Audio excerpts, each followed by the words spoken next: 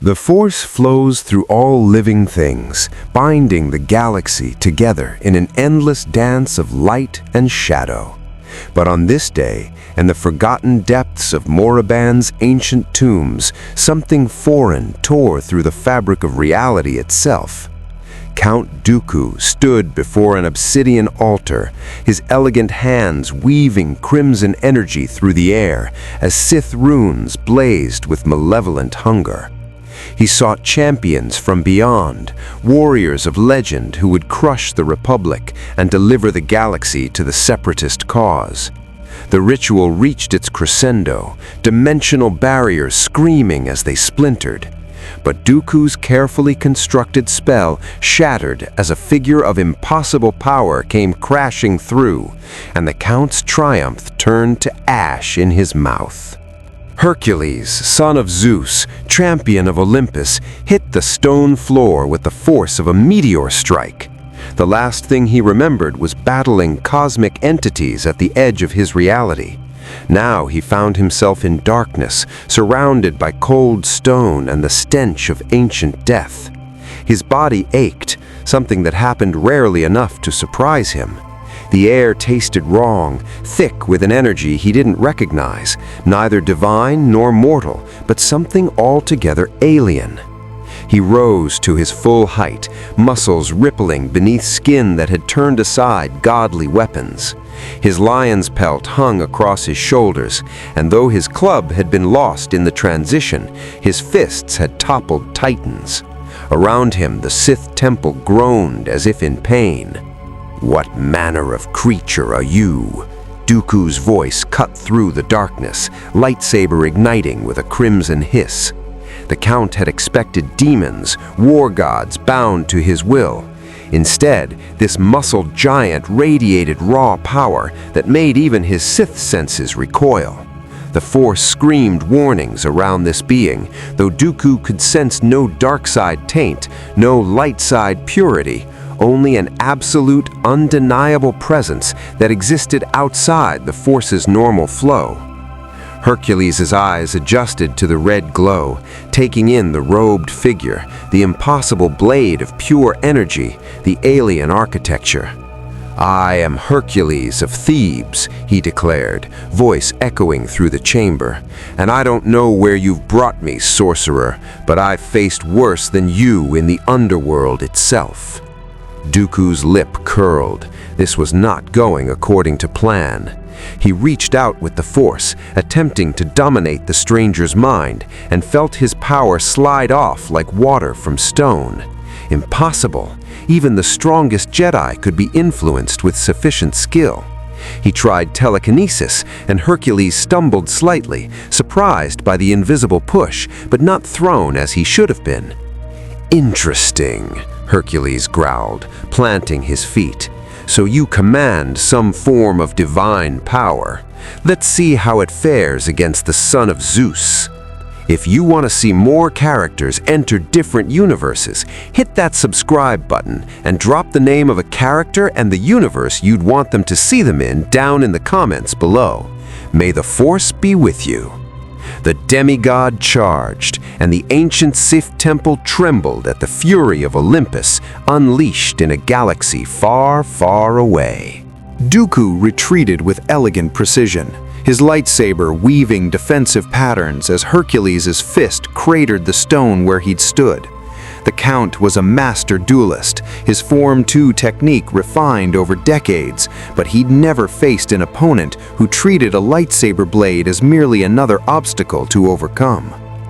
When Hercules caught the crimson blade with his bare hand, the demigod's flesh sizzled and burned, but held. The pain registered in Hercules' eyes, and he released the weapon, but Dooku had seen enough. This being could survive what would sever limbs from any normal creature. "You are not of this galaxy," Dooku observed, force leaping to a crumbling pillar. "My ritual pulled you from somewhere else, a miscalculation on my part." His mind raced, already adapting. If he couldn't control this warrior, he needed distance. The separatist fleet waited in orbit. Droid reinforcements could contain even this monster. Hercules examined his burned palm, watching with satisfaction as the charred skin already began regenerating. Whatever that energy blade was, it could hurt him. Useful information. "Your sorcery brought me here against my will. Send me back, or I'll tear this temple down around your ears." "I'm afraid that's beyond my power now," Dooku replied, genuine regret coloring his words. The ritual had been one way, designed to summon and bind, not return. "But perhaps we can reach an understanding. The galaxy is at war. The Republic has grown corrupt, bloated with bureaucracy while systems suffer. I lead an alliance fighting for independence and—" "I've heard pretty words from tyrants before," Hercules interrupted, advancing again. "You reek of dark magic, sorcerer. Whatever war you're fighting, it's not for noble cause." Dooku's holocommunicator chimed. He activated it while maintaining distance, and a holographic image materialized, a tactical droid commander. "Count Dooku, the assault force is ready. Shall we proceed with the temple excavation?" "Change of plans," Dooku said smoothly. "Send all available units to my coordinates. I have an unexpected situation." Within minutes, the temple's outer chamber shook with mechanical footfalls. B-1 battle droids poured through ancient doorways, their voculators crackling. "Roger, roger. Target acquired. Terminate the intruder." Blaster fire erupted in devastating volleys. Hercules dove behind a pillar as red energy bolts carved chunks from stone. He'd fought gods and monsters, faced hydras and giants, but this was warfare of a kind he'd never experienced. Dozens of skeletal warriors wielding weapons that spat deadly light at impossible speeds. A bolt caught him in the shoulder, burning through his skin. Another grazed his ribs. The pain was real, the danger genuine. These weren't mythological creatures to grapple. They attacked from range with coordinated precision. But Hercules hadn't earned his place among gods by accepting defeat. He grabbed a massive piece of broken pillar, hefting the multi-ton stone as if it weighed nothing, and hurled it into the closest droid formation. Metal bodies exploded like toys. He charged into the chaos, each punch crumpling droid chassis, each kick sending mechanical soldiers flying. They couldn't match his strength, but there were so many. Dooku watched from the shadows, already planning his report to Lord Sidious. This warrior was magnificent and terrifyingly unpredictable. The battle raged for hours. Hercules fought with the fury of Olympus itself, but the droids kept coming in endless waves. B-2 super battle droids proved more durable, their wrist rockets forcing him to dodge and weave. Jordakas rolled into position, energy shields deflecting his thrown debris. The demigod's regeneration kept him alive, but exhaustion crept into muscles that had wrestled the Nemean lion. This galaxy's energy, this force he sensed permeating everything, didn't restore him the way divine ether had. He was adapting, but not fast enough. Then the ceiling exploded inward with a sound like thunder. 3 figures descended through the smoke on cables of shimmering energy. No, Hercules realized, they were leaping, falling in controlled arcs that defied normal physics. They wore robes of brown and tan, and each carried blades of blue and green energy that hummed with an altogether different quality than the red weapon the sorcerer had wielded. The Jedi had arrived. Obi-Wan Kenobi hit the ground first, his blue lightsaber already deflecting blaster bolts back into droid chests with impossible precision. Beside him, Anakin Skywalker moved like liquid violence, his blade carving through battle droids with aggressive efficiency. A Togruta female, Ahsoka Tano, completed the triangle, her twin sabers spinning in defensive forms as she protected their flank. "Dooku!" Anakin's voice carried pure fury. "Your ritual triggered sensors across 3 systems. What are you trying to summon now?" Already summoned, I'm afraid, Dooku replied from the shadows, and then he was gone, vanishing through a hidden passage as the Jedi's attention turned to the carnage around them. Obi-Wan's eyes found Hercules immediately, the massive warrior standing amid the wreckage of 200 battle droids, bleeding from a dozen wounds, but still standing, still fighting. The Force roared around this stranger like a hurricane, not dark, not light, but something else entirely, impossibly powerful, unnaturally strong. "Everyone stop!" Obi-Wan commanded, his voice projecting calm authority. The remaining droids, their chain of command severed by Dooku's retreat, hesitated in their programming. Anakin destroyed 3 more before lowering his blade, and Ahsoka fell into a defensive stance. Hercules straightened, eyeing these new arrivals warily. Their energy blades felt different, cleaner somehow, and they'd attacked the skeletal warriors, not him. "Who are you?" demanded Hercules. "More sorcerers? More servants of that dark magician?" "We're Jedi, guardians of the Republic. And you're not from this galaxy, are you? The energy readings, the disturbance in the Force. Dooku tried to pull something through from another dimension." "I am Hercules, son of Zeus, and I was fighting cosmic entities when your dark sorcerer's spell tore me from my world." The demigod's shoulder sagged slightly, the adrenaline of battle fading. "I don't know where I am. I don't know how to return home." Anakin kept his lightsaber ignited, eyes narrowed. "He fought 200 battle droids alone and survived. Master, the power I'm sensing from him, it's off the charts, more than I've ever felt." "Yet he's bleeding," Ahsoka observed quietly. "He can be hurt." The Jedi Council chamber on Coruscant felt suffocating despite its soaring ceilings and panoramic views of the planet-wide city.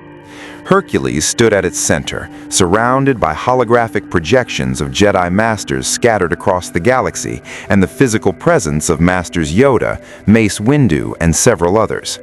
Their eyes studied him with an intensity that reminded him of the gods judging mortals, except he was no mortal, and these robed figures were not divine. "Unprecedented, this is," Yoda said, his ancient eyes gleaming with curiosity. "Beyond the Force, your power originates. Connected to it, you are not, yet through you, the Force flows strangely." Mace Windu's expression remained stern. "Our analysis confirms you're not from this galaxy. The energy signature Dooku's ritual left behind suggests dimensional breach, not space travel. You claim to be a god." "Demigod," Hercules corrected, his pride stung. "Son of Zeus, king of Olympus, I earned my place among the gods through 12 labors and countless battles.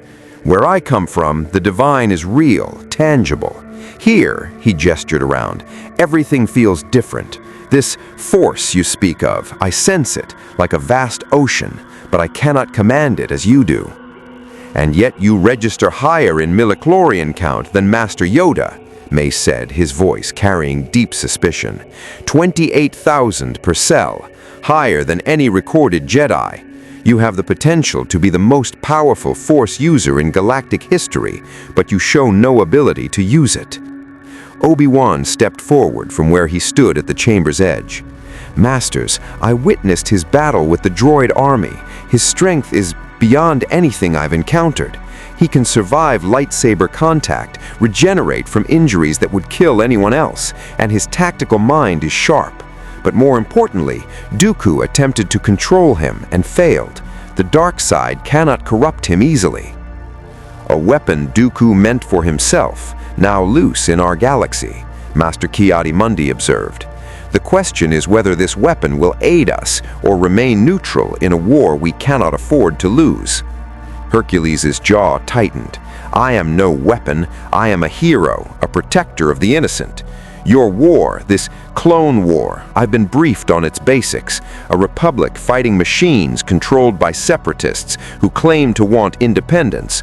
But I've lived through the Trojan War, fought in conflicts where gods themselves took sides. I know when mortals are being manipulated by powers they don't understand. Wise words, Yoda acknowledged, but understanding you lack of our situation's full scope. Anakin Skywalker, standing beside Obi-Wan, couldn't contain himself. Master Yoda, we could use him. With his strength, we could end battles before they begin, save thousands of clone lives. The Separatists have super weapons, droid armies in the billions. And I would help people who truly need it, Hercules interrupted, but I will not be commanded like one of your soldiers. I've seen your clones, identical men created for war. Where I come from, such slavery would be an abomination. The chamber fell silent. Mace Windu's hand moved subtly toward his lightsaber. You question the Republic's methods while Dooku's separatists enslave entire systems? The tension in the council chamber dissolved when Hercules raised his hands peacefully. I question both sides because I've learned hard lessons about choosing factions in wars built on lies. But I see suffering in this galaxy. Your clone soldiers born for battle, systems torn apart by conflict. I will help where I can, when I believe the cause is just. That's the only oath I'll make. Yoda's ears twitched, and something like approval flickered in his ancient eyes. A free agent you wish to be. Acceptable this may be, if trustworthy you prove. Master Yoda, Mace began, but the Grand Master raised a clawed hand. Bind him to the order we cannot. Control him we should not try, but observe him we must. Yoda turned his gaze to Obi-Wan. General Kenobi, your next mission to Ryloth, take this warrior. In battle, his measure we shall take. Aid the Twi'leks against their oppressors he will. See if honor truly guides him we will. Hercules nodded slowly. I'll prove myself through actions, not words. It's the only way I know. As they left the council chamber, Anakin fell into step beside the demigod, his curiosity barely contained. 28,000 midi-chlorians? Do you have any idea what you could do if you learned to use the Force? You could move starships with your mind, see the future, influence entire armies. I have my strength, my courage, and my will. They've been enough to topple gods and monsters. This Force, I feel it around me, through me, but it doesn't answer my call the way divine power did. Perhaps I'm not meant to wield it. Or perhaps you already do, Obi-Wan mused, stroking his beard. Your instincts in battle, the way you survived that droid onslaught, some of that might be the Force guiding you unconsciously. The midi-chlorians in your blood recognize you as something powerful, even if your conscious mind doesn't understand their language. They walked through Coruscant's towering corridors, and Hercules marveled at the impossible city.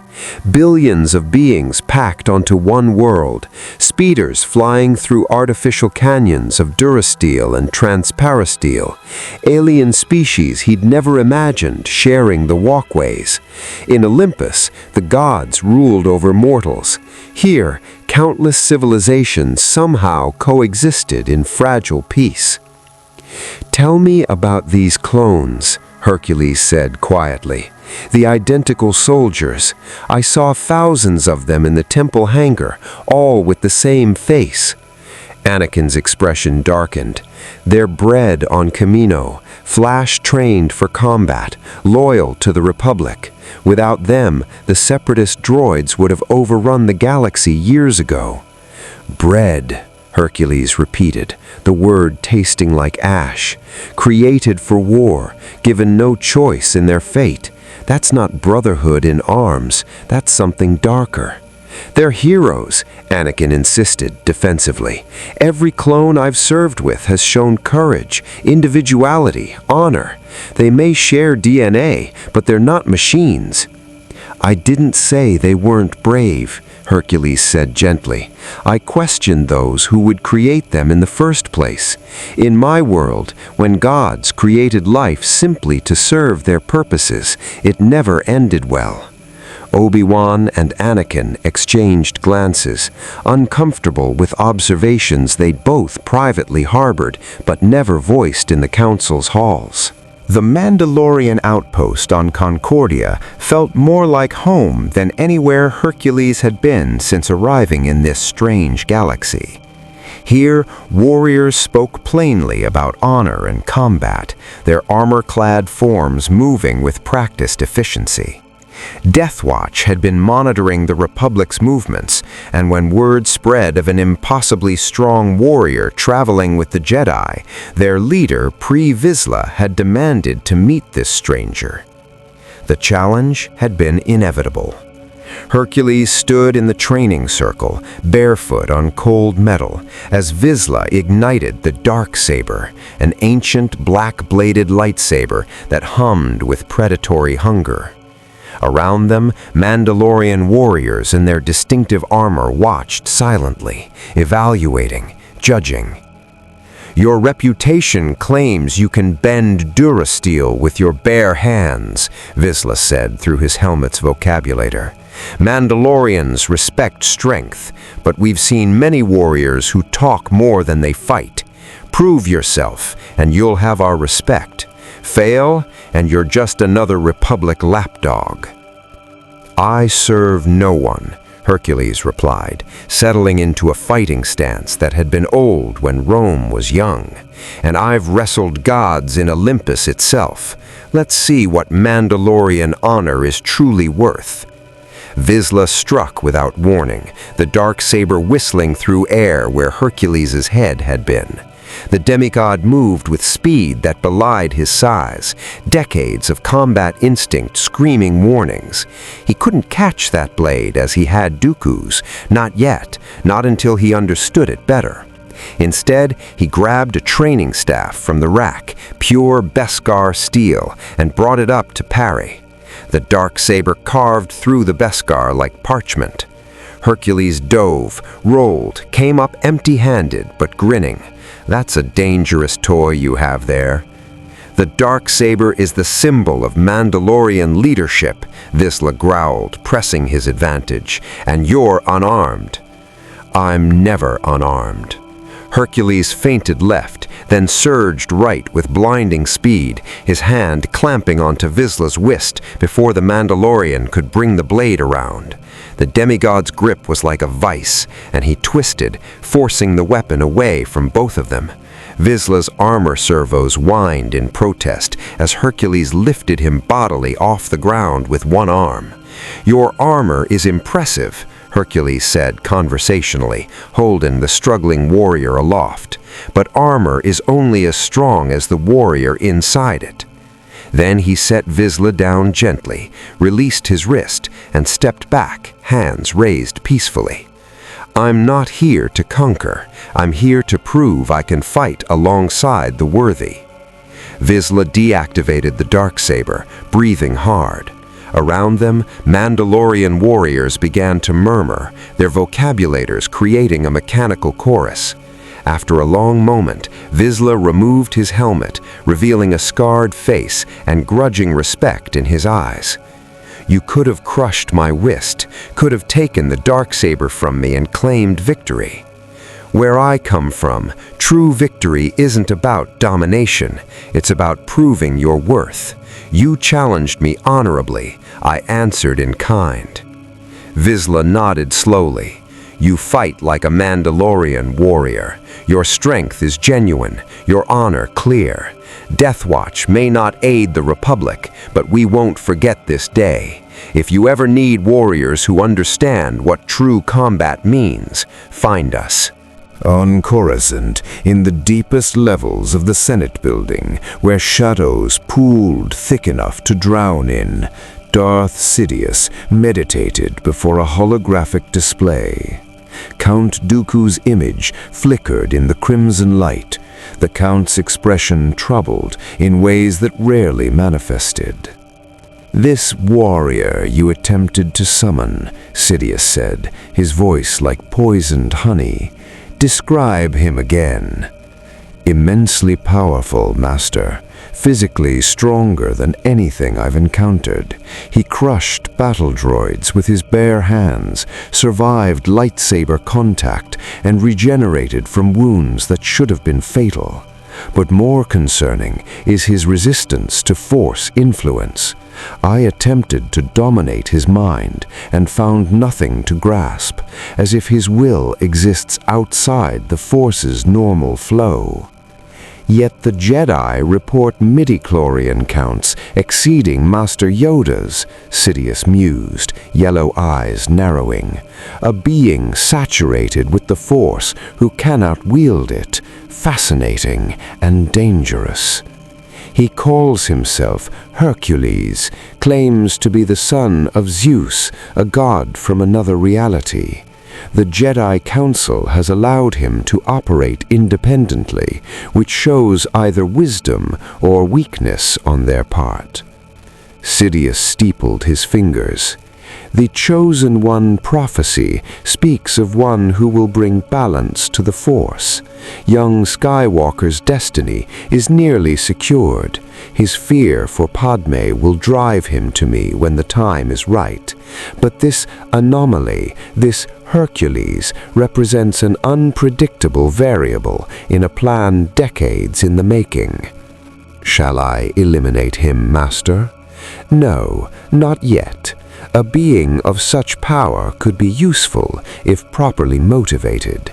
He rejected your separatist cause, which suggests moral principles that can be exploited. The Jedi's restraint frustrates him. I sense it through the Force. He sees the clone army for what it truly is, which means he's more perceptive than the Council gives him credit for." The Sith Lord's mind raced through possibilities. The grand plan required the Jedi's destruction, the clone army's betrayal, and young Skywalker's fall.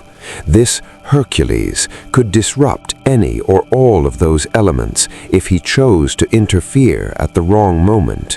But he could also be the perfect scapegoat, a being of terrible power that the Jedi couldn't control, proof of their failure to maintain order. "Continue your observations, Lord Tyrannus. When he fights at Ryloth, I want full tactical analysis. Test him, but subtly. Send forces that will challenge him, reveal his limits. We need to know if he bleeds like mortals or if his regeneration has boundaries. And if he proves too dangerous to control?" Sidious smiled, an expression that never touched his eyes. "Then we ensure he's standing beside the Jedi when Order 66 is executed. Let him witness their betrayal, their fall. A warrior with his moral code will see the Empire as necessary order rising from chaos. If he cannot be turned, he can at least be neutralized through confusion and conflict." Dooku bowed. "As you wish, Master. I'll dispatch General Grievous to Ryloth with specific instructions. The droid general's cybernetic enhancements should provide interesting data on how this Hercules responds to overwhelming tactical pressure." "Excellent. And Lord Tyrannus, this changes nothing about young Skywalker's destiny. Hercules is a distraction, nothing more. The dark side will prevail." Ryloth burned under a separatist siege that had lasted months. The Twi'lek homeworld's distinctive twin headtails, Leku, belonged to a people now starving, enslaved, or scattered into the rocky highlands. Wat Tambor, The Techno-Union's calculator-faced leader had stripped the planet of its resources with ruthless efficiency, while his droid armies crushed any resistance. The Republic's relief force arrived in system to find separatist blockades and orbital defense platforms that would cost thousands of clone lives to breach. Hercules stood on the bridge of the Resolute, Anakin Skywalker's flagship, watching the tactical displays with growing frustration. The Jedi's war was fought with caution, calculated risks, preservation of forces. Where he came from, heroes charged into battle to save the innocent, consequences be damned. "We can't just blast through," Admiral Yularen explained, highlighting the enemy positions. "Those gun platforms would tear our ships apart before we reached atmosphere. We need to disable them systematically, which means a 3-phase assault over—" "How many Twi'leks die during your 3 phases?" Hercules interrupted. "How many more days of slavery while you plan?" Anakin's jaw tightened. "We don't have a choice. War isn't about heroic charges anymore. It's about strategy, logistics, minimizing casualties." "Is it?" Hercules challenged, turning to face the young Jedi. "Or is it about fighting a war the way your masters tell you to, following rules that your enemy ignores? I've seen Dooku's forces. They don't hesitate. They don't calculate acceptable losses among their victims. They take what they want." "And we are not them," Obi-Wan said firmly, entering the bridge. "That's what separates the Republic from the Separatists. We don't sacrifice our principles for expedience." Hercules studied both Jedi, seeing the exhaustion in their eyes, the weight of command grinding them down. These were good men fighting an impossible war, with one hand tied behind their backs. But he'd fought impossible battles before, toppled giants and faced hydras, and he'd learned that sometimes the only way through was straight ahead. "I can reach those platforms," he said quietly. "Get me close enough, and I'll tear them apart from the inside." "You're not invulnerable," Ahsoka protested. She'd been watching the exchange from her position at the tactical station. "Those platforms have ray shields, automated defenses, and garrison units. Even with your strength, you'd be walking into a kill zone. I've stormed Olympus itself against gods who threw lightning and reshaped reality. These platforms are machines. Machines can be broken." Anakin and Obi-Wan exchanged glances, a silent conversation passing between them. Finally, Anakin nodded. "We can get you to the nearest platform using a boarding pod, but once you're inside, you're on your own until we can send support. If you fail—" "I won't," Hercules said simply. It wasn't arrogance, just absolute certainty born from a lifetime of impossible victories. "Get me there. I'll show you what a hero can do when he's not bound by committee decisions and political calculations." The boarding pod hit the orbital platform's hull like a meteor, cutting torches screaming as they burned through durasteel. Hercules burst into the corridor amid a storm of blaster fire, his body absorbing shots that would have killed any clone trooper. Pain flared across his chest and shoulders, but he charged forward through the hail of energy bolts, each step bringing him closer to the B-2 super battle droids that formed the first defensive line. His fist connected with the lead droid's chassis, and the machine exploded in a shower of sparks and twisted metal. Another droid swung its arm cannon toward him, but Hercules grabbed the barrel, ripped the entire limb free, and used it as a club to demolish 3 more droids in sweeping arcs. The platform's corridors became a graveyard of shattered metal and smoking circuits as he advanced deeper into the facility. Alarm klaxons wailed, blast doors slammed down, only for Hercules to tear them from their housings with raw strength that made the platform's superstructure groan.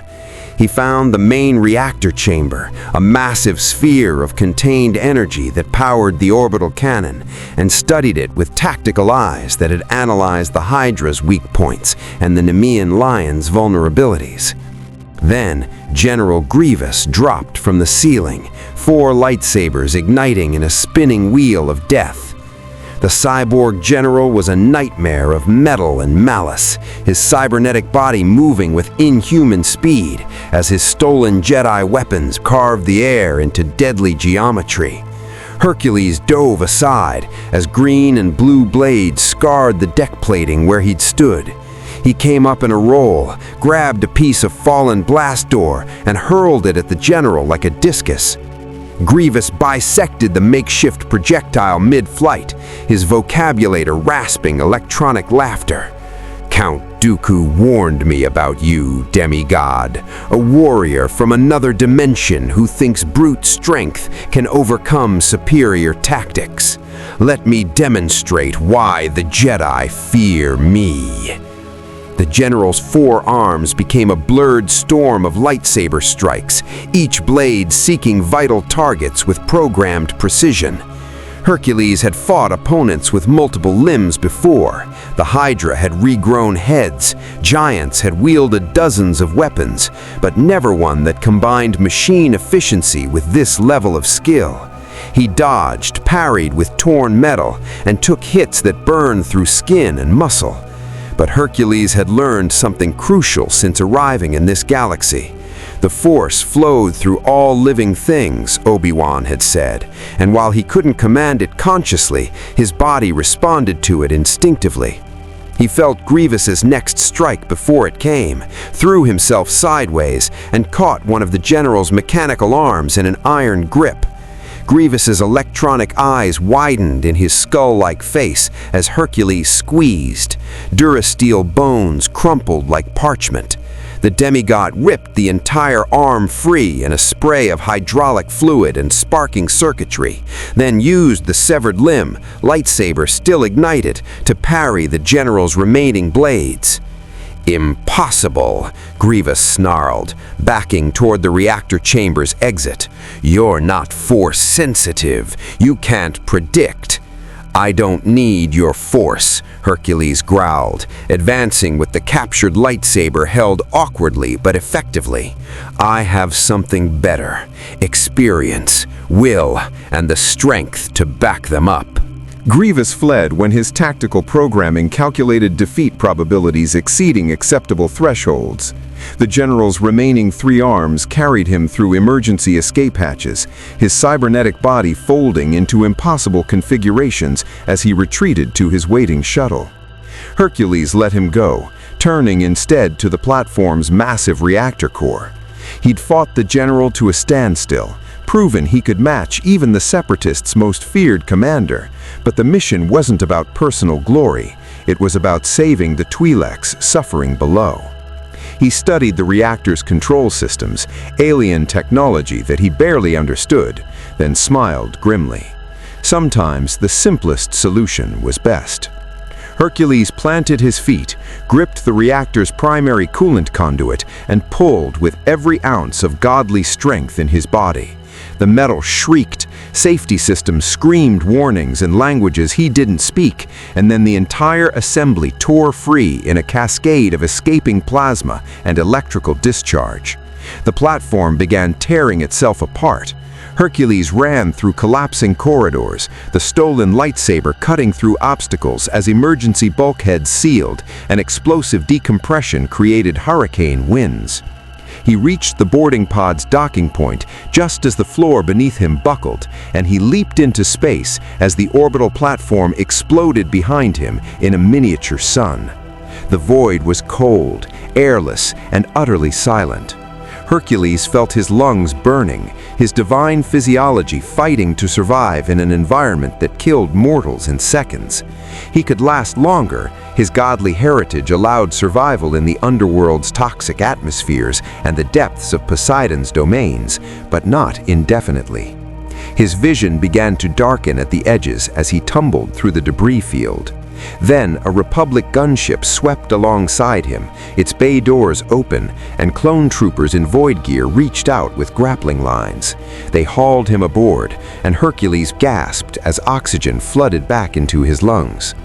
Through the viewport, he watched the remaining orbital platforms fall silent, their power grids crippled by the cascading failures his sabotage had triggered. On Ryloth's surface, Anakin and Obi-Wan led the ground assault against separatist positions that suddenly lacked orbital fire support. Clone troopers poured from LAAT gunships, their coordinated tactics overwhelming droid defenders as Twi'lek resistance fighters emerged from the highlands to reclaim their cities. Wat Tambor's transmission of surrender came 3 hours later, the Techno-Union leader's monotone voice admitting defeat in the face of overwhelming Republic reinforcement. Hercules stood in the Resolute's hangar bay as Anakin's starfighter touched down. The young Jedi emerged, his face flushed with victory, but his eyes troubled. He approached the demigod, studying the burns and injuries that were already healing with supernatural speed. "That was reckless," Anakin said. "You could have been killed. Grievous is one of the most dangerous fighters in the galaxy, and you fought him alone while sabotaging a reactor that could have vaporized you." "But it worked," Hercules replied simply. "The Twi'leks are free. How many lives did we save by acting quickly instead of carefully?" "Thousands," Obi-Wan admitted, joining them. "Perhaps tens of thousands. But strategy exists for a reason, Hercules. Not every battle can be won through heroic charges." Hercules stood on a Ryloth balcony, watching twin suns set over a city celebrating its liberation. Twi'lek children played in streets that had been battlefields hours before, their laughter a sound he recognized in any language, any galaxy. Below, clone troopers shared rations with resistance fighters, and Jedi coordinated relief efforts with Republic aid workers. It was a good day's work, the kind that reminded him why he'd chosen the hero's path millennia ago. But he felt the galaxy's weight pressing down, more complex and vast than anything Olympus had prepared him for. This wasn't a world of clear-cut monsters and divine quests.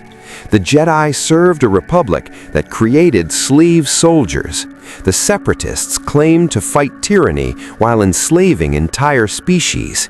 And beneath it all, Hercules sensed darker currents, the sorcerer Dooku's master, whoever that was, and forces moving in shadows that reminded him of the Olympian gods at their most manipulative. Anakin joined him on the balcony, silent for a long moment. "The Council wants to offer you official support," the young Jedi finally said. "Resources, intelligence, coordination with our forces. They still won't command you, but they recognize what you did here." "And what do you want?" Hercules asked, studying the Chosen One with eyes that had seen prophecy and destiny twist in unexpected ways. "I want to understand how you do it," Anakin admitted. "How you charge into impossible situations without fear, without doubt. The Jedi teach us to reject passion, to serve the greater good, but you fight with everything you are and still maintain your honor." "I've made mistakes," Hercules said quietly. "Terrible ones, born from rage and pride. I've learned that true strength isn't just in muscles or divine power. It's in choosing to protect those who can't protect themselves, even when it costs you everything." He turned to face Anakin fully. "This galaxy has changed me already. Your force, your wars, your impossible conflicts, they're teaching me that some battles can't be won through strength alone, but I won't stop being who I am. When people suffer, I'll fight for them. When tyrants rise, I'll stand against them. Whether Jedi, Sith, or something else entirely tries to control this galaxy's fate, they'll have to go through me first." Across the galaxy, in a dozen different war rooms and command centers, factions took notice. The Jedi Council debated how to guide this unpredictable force. Darth Sidious adjusted his grand design to account for the variable. Mandalorian warriors shared stories of the stranger who fought with honor. And somewhere in the shadows, Count Dooku reported to his master about the warrior who could not be corrupted, controlled, or killed. Hercules had invaded the Star Wars galaxy, and nothing would ever be quite the same.